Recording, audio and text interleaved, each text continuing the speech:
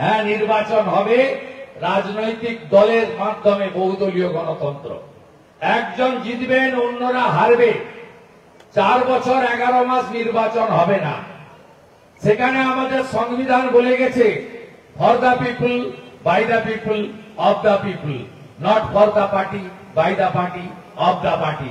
কিন্তু পশ্চিমবঙ্গে কে খেলছে, কারা খেলা করাচ্ছে, মাঠে কে অতিথি এলো, সব কিছুতেই রাজনীতি খোঁজা হয়। আমরা জানি, তার মধ্যেও এখানকার ক্লাব আমাদের এই মাঠ ব্যবহার করতে দিয়েছেন। অনেক প্রতিবন্ধকতার মধ্য দিয়ে আমাদের রেফারিরা এখানে এসেছেন, অনেকে রক্ত চোখ ফুঁকে উপেক্ষা করে। পশ্চিমবঙ্গে এত বিরাট রাজ্য, যাকে 43টা এরিয়াতে ভাগ করে এই নরেন্দ্র কাপ টুর্নামেন্ট রাষ্ট্রবাদী, দেশপ্রেমিক, জাতীয়তাবাদী নানা ধরনের যুবক এবং নেতৃত্বরা সংগঠিত করেছেন। আমি তাদেরকে ধন্যবাদ জ্ঞাপন করি। এই কর্মসূচি শেষ হবে 17ই সেপ্টেম্বর।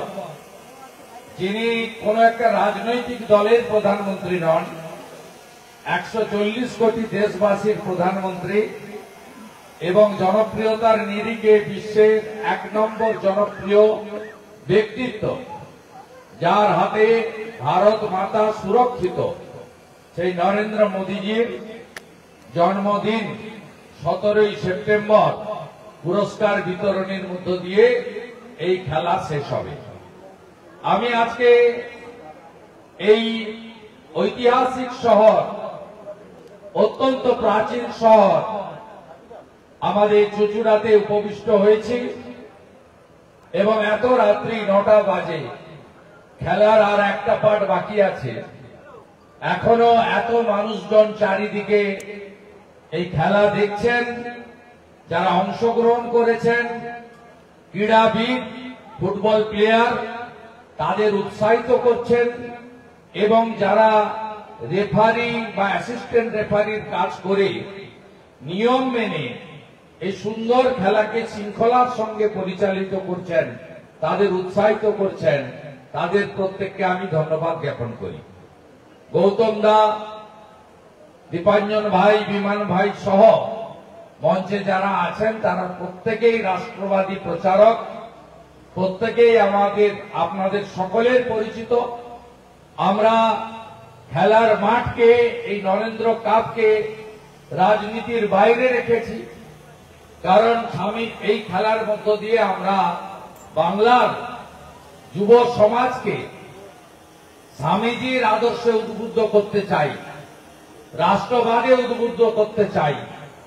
আমরা উদ্বুদ্ধ করতে চাই ভারতবর্ষের যে প্রাচীন খেলাগুলি রয়েছে, যে খেলাগুলির মধ্যে দেহের গঠন, মনের বিকাশ এবং আমাদের দেশের নতুন প্রজন্ম, আগামী প্রজন্ম সঠিকভাবে তৈরি হতে পারে, সেই খেলাগুলির মধ্যে অন্যতম হচ্ছে ফুটবল খেলা। সেই খেলা পরিচালিত হচ্ছে।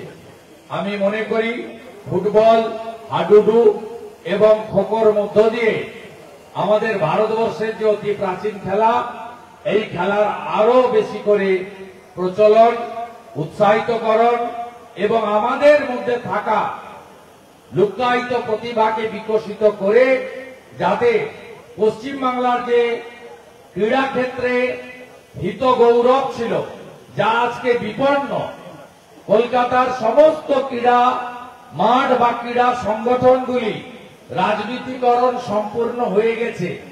সেই জায়গায় দাঁড়িয়ে আমরা ক্রীড়াঙ্গন এবং ক্রীড়া ক্ষেত্রকে রাজনীতির বাইরে এনে প্রকৃত খেলোয়াড়দের হাতে, ক্রীড়া সংগঠকদের হাতে, প্রশিক্ষকদের হাতে তুলে দিতে পারি, এটাও আমাদের উদ্দেশ্যের মধ্যে থাকা উচিত। হ্যাঁ, নির্বাচন হবে রাজনৈতিক দলের মাধ্যমে, বহুদলীয় গণতন্ত্র।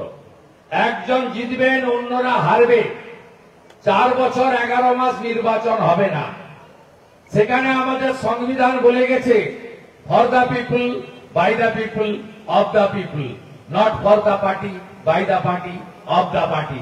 কিন্তু পশ্চিমবঙ্গে কে খেলছে, কারা খেলা করাচ্ছে, মাঠে কে অতিথি এলো, সব কিছুতেই রাজনীতি খোঁজা হয়।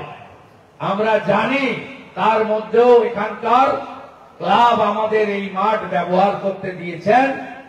অনেক প্রতিবন্ধকতার মধ্য দিয়ে আমাদের রেফারিরা এখানে এসেছেন, অনেকে রক্তচোখ ফুঁকে উপেক্ষা করে।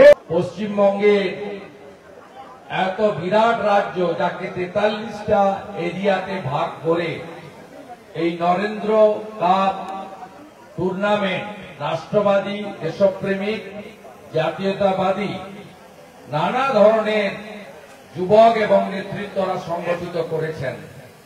আমি তাদেরকে ধন্যবাদ জ্ঞাপন করি। এই কর্মসূচি শেষ হবে 17ই সেপ্টেম্বর।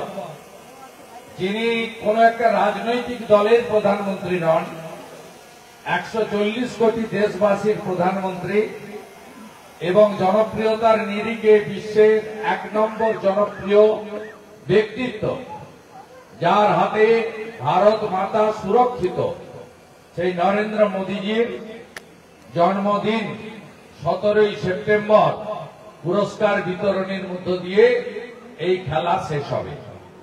আমি আজকে এই ঐতিহাসিক শহর, অত্যন্ত প্রাচীন শহর আমাদের চুঁচুড়াতে উপবিষ্ট হয়েছি এবং এত রাত্রি 9টা বাজে, খেলার আর একটা পার্ট বাকি আছে।